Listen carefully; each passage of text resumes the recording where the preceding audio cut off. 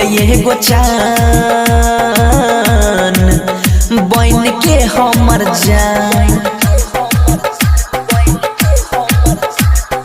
धरती पयले एगो चान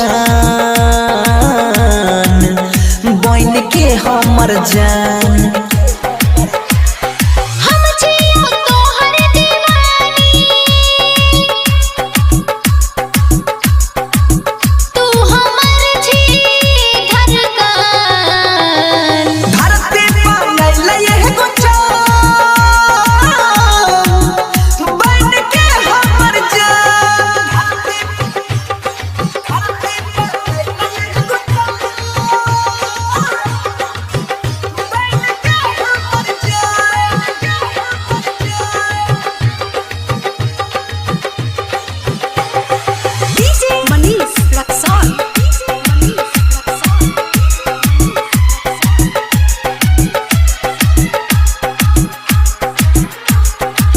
उठबा गुलाब जेना कोयला के बोली गे, जब तू हंसै छी त दिल में लागे गोली गे।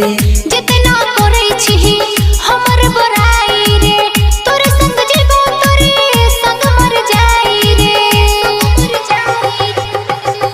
पागल बनाबै छी गे चाहे माने न मान।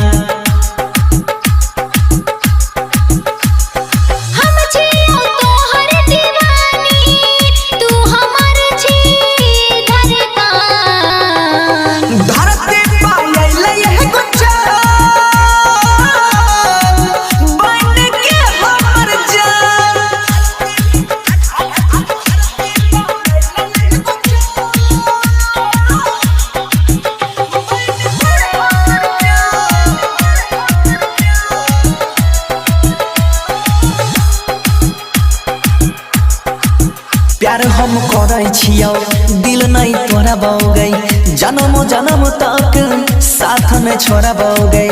सजना मानै छियौ सजनी बनाई लेना, मंगिया भर के अपना घर में बसाई लेना। तोरा बिना अब जियल गे रहलै ना आसान।